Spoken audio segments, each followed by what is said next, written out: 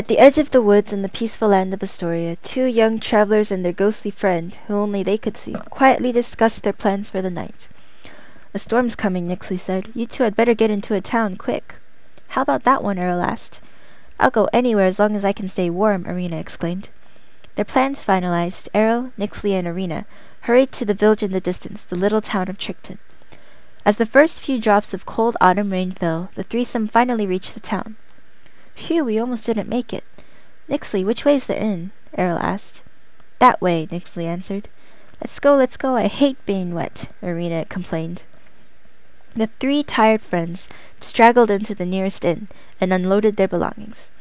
As usual, Errol and Arena crawled their exhausted bodies into their beds, and Nixley the ghost dutifully watched over them.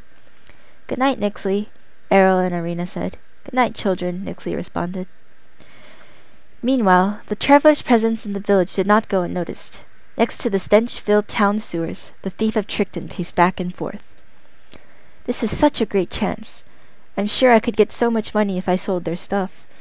I'll have to look into them tomorrow." The next day, Errol, Arena, and Nixley walked around the village marketplace to stock up on their traveling supplies. They stopped in front of a man selling glass bottles. "Excuse me, sir," Arena called out. "Yes, little miss, how may I help you?" the man asked. "I need 3 small vials, please. They're for my dust-healing herbs," Arena answered. "Dust-healing? Now what may that be, little miss?" the man wondered. Errol answered this time. "It's an ancient art of healing that uses fine particles of certain medicinal herbs. Arena is one of the most skillful dust healers in all of Astoria." "Ah, stop embarrassing me, Errol," Arena blushed. "Well now, these vials will probably be very valuable to you. Make sure you keep them away from the infamous thief of Trickton." The travelers returned to the inn after a satisfying time of shopping. Nixley, who was not allowed to speak in front of other people, was happy to finally chat about the thief of Trickton with his friends. "Who do you think the thief of Trickton is?" Nixley wondered aloud. "I'm sure it's nothing to worry about," Errol said. "Errol, my other dust-healing vials are gone, and your sword is gone too," Arena cried. "Could this be the work of the thief?" Errol asked. The thief of Trickton was indeed the culprit. The thief had stolen Arena's precious vials of dust and Errol's treasured sword. "All I need to do now," the thief said, "is to sell these things." "Wait, don't touch it." Errol, Arena, and Nixley heard the explosion from the inn. "Errol, Nixley, the thief took my plant dust," Arena said. "If we don't hurry, those plants are going to hurt him." "Right, let's go right away," Errol said. "How do we get there?" "Follow me," Nixley led the way. When Errol and the others arrived at the site of the explosion, they were very surprised.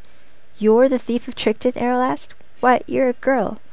"Yes, I'm a girl, but please help me. My brother and sister are trapped in a plant cage, and I can't hold the sword to cut it. The sword burned my hands," the thief said. Arena said, "That sword only listens to Errol. Hurry, Errol, cut those plants." Errol grabbed his sword from the ground and hacked away at the plant cage to free the children. Errol and Arena decided to help the thief because she was hurt. Although Nixley could not talk in front of the thief, he agreed that helping would be the right thing to do. Errol used her dust healing to take care of the thief's wounds. "What's your name?" Arena asked. "I'm Tam," the thief replied. "Well, Tam, stealing isn't good," Errol said. "Why did you do this?" "I just wanted to get money to feed my brother and sister. The villagers think I'm dirty, so they won't ever help me. Stealing was the only option I had," Tam cried. "What should we do, Errol?" Arena asked Errol. "I'm going to talk to the villagers. Tam can't keep living like this. I'm sure there's a job she can do in the village to make honest money." "Thank you so much," Tam said. 1 week after Errol, Arena, and Nixley arrived in the town of Trickton, they decided that it was time for them to leave. Tam had found a job at the inn and was happily taking care of her siblings there as well. "Goodbye, Tam," Errol said. "Take care," Arena said. "Ta-ta, little Tam. You can't see me, but I wish you the best of happiness," Nixley said. "Goodbye, you two. Thanks for everything, and come visit Trickton again," Tam called out. And so the three travelers' adventure in Trickton ended, and they continued their journey in the land of Astoria.